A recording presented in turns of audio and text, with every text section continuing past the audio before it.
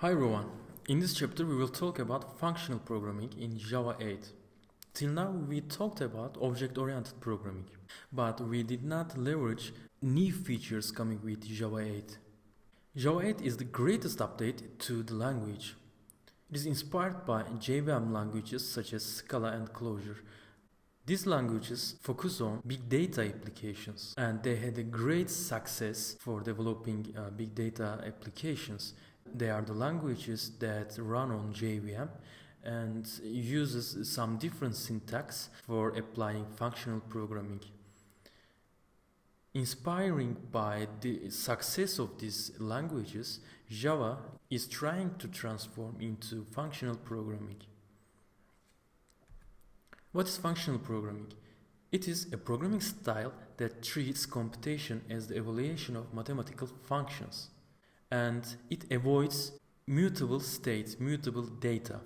So any data inside the application cannot be changed.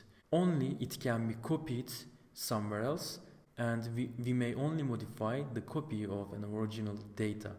Functional programming is based on lambda calculus. So some inputs are coming to a function without a side effect, without a modification, a new output is generated. So this is the core of functional programming. In this programming approach, there is no iteration, no counters, no for loops. Surprisingly, there is no variable. Okay, so this is so important. So how to iterate over an array list and process all the data inside an array list? How can we do that? It seems weird at first. It is mind-blowing, mind-bending. To understand how to do that, you need to change your mindset. Let me show you an example of functional programming. Here it is. Here, our traditional object-oriented code, our imperative code, and here the functional programming style. The problem is that we are trying to find first 40 lines that start with error. So, in imperative programming, in our traditional coding, we reference a file object and we get the first line, and while we find 40 proper lines, we are iterating over all the lines. When we reach the number of 40, we stop the while loop, we break the loop, and we go on other processing. Throughout this iteration, we are incrementing a number, error count. When we find a line starts with error, we add this line into the array list, and then we increment the counter by 1. Okay, so this is our traditional way. But in functional programming, there is no such thing as counter, no while loop. So it is so much different. So how to do that? We get all the lines as a stream at first, then we filter these lines by this logic, and then we say that we want only the first 40 lines by this expression, and then we say that okay, get all these lines and put them into an array list so that I will process them later on. So this type of coding is functional or somehow declarative. We just declare that you need to filter, okay? Filter that. But we don't help them how to filter it. So we don't increment a counter, we don't construct a while, we just say filter it. And we only declare the logic, what to filter. So we don't say how to filter, but we just say what to filter. Again, we don't say that how to limit these 40 lines, but we just say that limit 40, okay? And we then say that collect these lines into an array list. So we don't say how to collect them, we just say collect them into a list, okay? That's all. We just declare, we just order, but we don't say how to do that. This is the difference between our traditional programming style and functional programming style. In next video, I will explain what is a function, what is a pure function. Okay, see you. Okay, let's talk about functions. By saying function, do I mean methods? No, just accept this. Functions are not methods that we use in object-oriented programming. Because methods are some programming units that are bound to a class or an object instance, but functions are independent objects that may refer independently or may be invoked independently. So they are different things. Repeat after me. Function is not method. Even if we use them interchangeably, since we have an object-oriented background, they are totally different things. Okay? Methods that are in object-oriented programming are not independent program units. As you know, to define a method, we first need a class. Okay?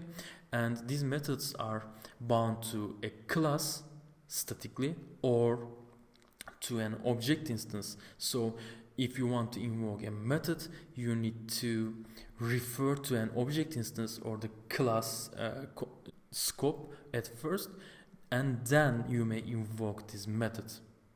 Okay? But in functional programming, you may directly refer to a function and you may directly invoke it. You don't need any other object instance or class instance. Methods may depend upon values other than its arguments. So a method may use an object instance's attributes, but functions do not depend on external variables, external values other than their arguments. If you need to pass some values to functions, you may pass them only as arguments, but functions cannot use external values. This is important. Methods may change the values of its arguments and even the external values, but functions, pure functions, cannot change neither its arguments nor the external values. This is called as side effects in functional programming and is not a desired behavior. Functions cannot change the values of its arguments or external values. It may only use these arguments to construct a brand new object. It's so important. So to summarize, what is a function? Function lives independently. It does not need an object instance or class scope to live, okay? And it does not depend to any external value other than its arguments. And a function may output only one value.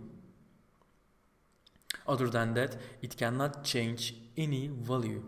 This modification is called as side effect, and we don't want side effects in pure functional programming.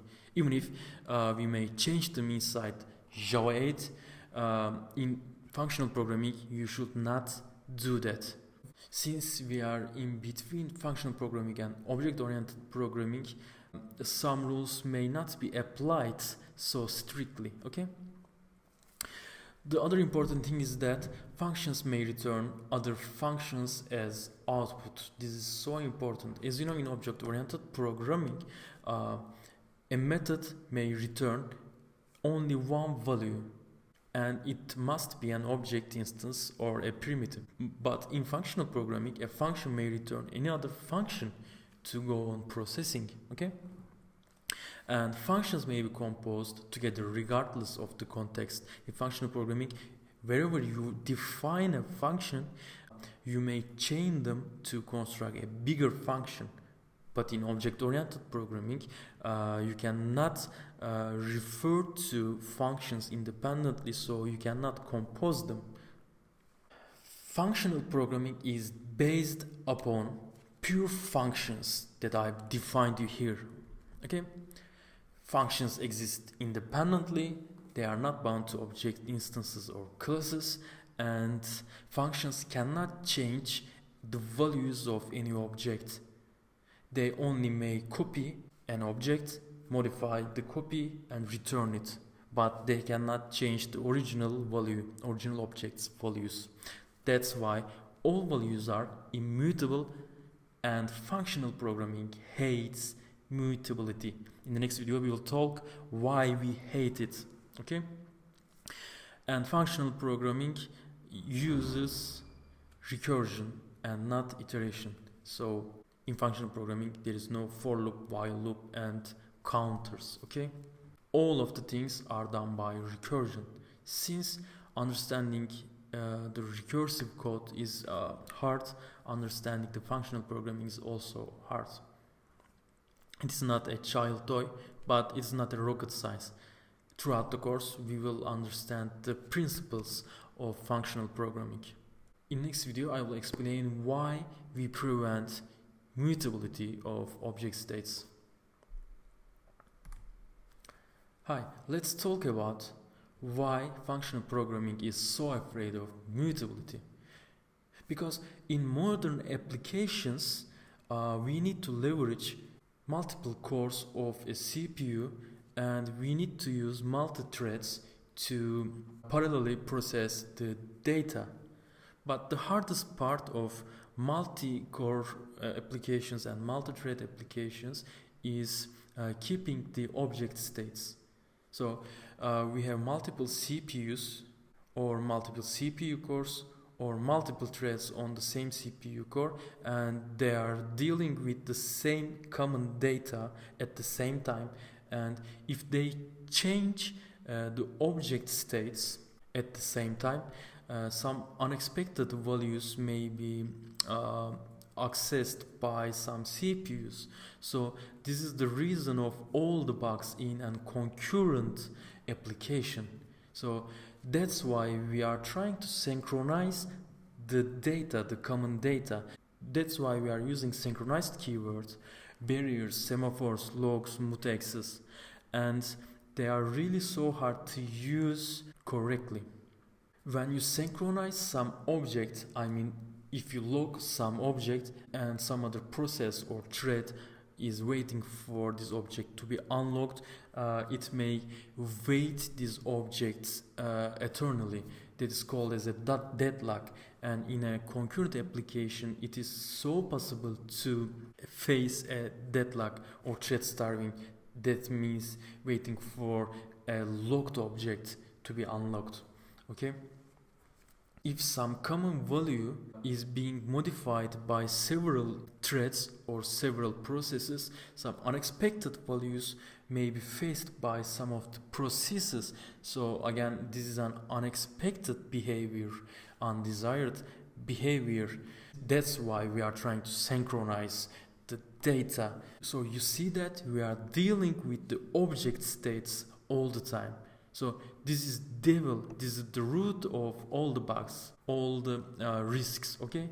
So we created this devil intentionally ourselves by Java developers, but from now on, from Java 8, we are trying to get rid of mutability with applying the functional programming elements. In next video, I will try to explain how to architect a concurrent application.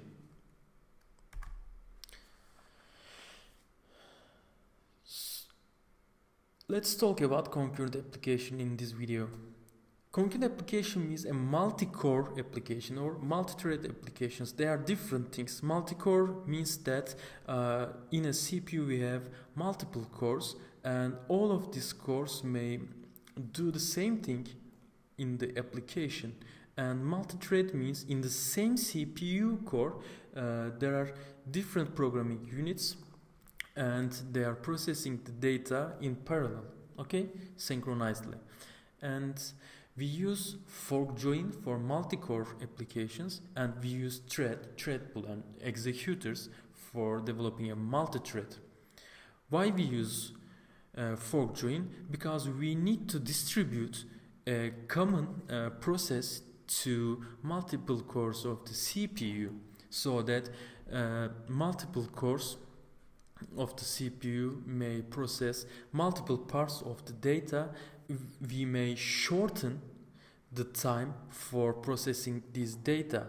Let's say if a task lasts for 20 seconds, it may drop to 4 seconds with 5 or 6 cores. Okay, that's why we are leveraging multi-core applications. Also, big data applications are leveraging multiple CPU cores by using MapReduce framework. MapReduce is a great framework developed with Google and had a great importance over the years, and its basic structure is like this. Let's say we have terabytes of data here, and processing these terabytes of data inside in only one CPU core may last forever, but if we divide this task into multiple CPU cores, the time will be divided by approximately 5 if you have 5 CPU cores. That's why we divide the big data into smaller chunks, and these chunks are sent to different programming units, and these programming units are running on different CPU cores. And this process is called as mapping, and the result of this mapping process is an intermediate result. This intermediate result is combined by some reducer functions, and they yield some simple results. So we are trying to shorten the process time by leveraging multiple CPU cores or multiple computer CPUs in a network. That's why we are using functional programming, because it is so critical to protect the data of a programming unit from the other programming units. If the programming unit here changes any state inside here, some unexpected behaviors may arise. Okay, so immutability is so important here. Immutability is the core of functional programming, and that's why we are using functional programming, immutable objects, for resolving big data problems. And that's why MapReduce frameworks are using functional programming. That's why Scala had a great success for resolving big data problems. So to summarize it, we have a big data here, and we divide them into chunks. Each chunk is mapped to a programming unit, a function, and each function yields a result without a side effect, without changing any value, and the yielded result is combined by a combinator to yield a single result. That is the principle of MapReduce. And this approach is really proper to functional programming. In the next video, I will explain the differences between object-oriented programming and functional programming. Welcome. Let's compare functional programming and object-oriented programming. First item is, where is functions? In functional programming, they are independent. Anywhere you may define a function, anywhere you may refer to a function and invoke it. But in object-oriented programming, they are strictly bound to an object instance or directly to a class scope. In Java 8, we are in between these two types. Okay, we have functional interfaces, and we may define functions independently, and we may refer to these functional interfaces independently, and we may invoke them. They seem totally independent to us, but in the background, these functions are again bound to some object instances, but we don't see it. So to be optimistic, we may say that functions are independent programming units inside Java 8. The second is value state. In functional programming, pure functional programming, value state is immutable, so you cannot change an attribute throughout the application. You can only copy a value, modify it, and return it.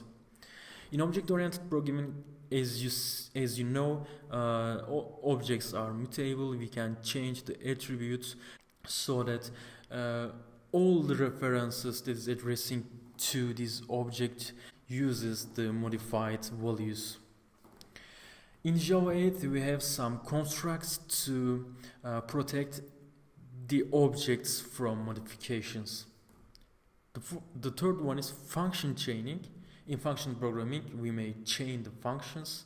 In object-oriented programming we cannot change the functions, but if they are in the same instance, in object instance, and they have some proper return values, you may chain them. In Java 8 again we are in somewhere between them.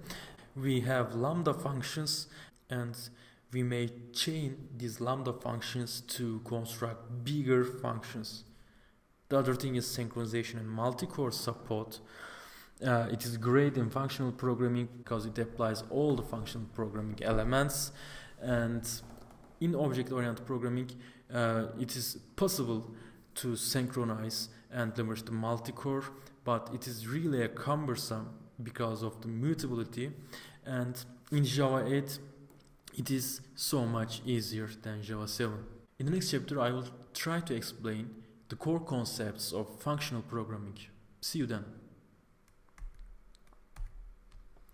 Hi, let's talk about elements of functional programming. The first one is immutable state. As I said here before, the most important thing is protecting the objects from modifications, because mutable state is the evil of concurrent programming. Okay? Second is no side effects in functions. So a function cannot change the values of the arguments or the external values. It may only create a brand new object to return. Okay? Other than that, it cannot do anything else. In functional programming, there is no iteration, no for loop, no while loop, and no counters. Okay? Everything is done by recursion, and you may hear tail recursion concept if you read more about the functional programming. The other thing is function references and function composition. So you may refer to a function as if they are an object instance or any other object, okay? And you may construct bigger functions by composing them, by chaining them. The other thing is higher order functions. That means functions may return other functions as return values. As you know, in object-oriented programming, you may only return a value as the result of a method. But in functional programming, you may return functions. And this is called as partial evaluation, and it delays the evaluation of the data later on. Okay, this is called as currying. The other thing is lazy evaluation of collections. That means you need to evaluate an item inside a collection only when you need it. We will talk about it. The other thing is no null value. In functional programming, there is no null concept, because null is considered as a great problem in software programming, and in modern approach in functional programming it is prohibited. Okay, it's prevented. Right. Let's talk about how Java 8 implements functional programming elements. In fact, Java 8 is not a functional programming language, but it's trying to implement the functional programming items, but at heart it's again an object-oriented programming. Okay, let's see how they are implemented. The first one is immutable state. We have final keyword and collections class since Java 6. We have final keyword and collections class since Java 6.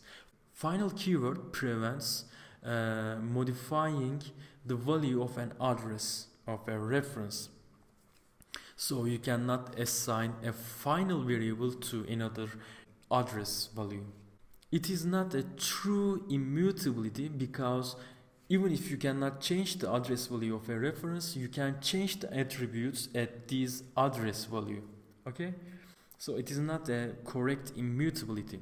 The other solution is collections. If you invoke collections.unmodifiable list, let's say, and pass an list instance into this method, this list is protected from the modifications. These modifications are limited only to size modifications, so you cannot add an element into this list, or you cannot delete an item from it. But if you access an item inside this collection, you are able to modify the value inside this item. Okay, so this is again not a true immutability. For a true immutability, you need to use final keyword and these unmodifiable collections together. Even in this case, it is not a true immutability. That's why I'm saying Java 8 pretends to be a functional programming language. Okay. The other thing is declarative.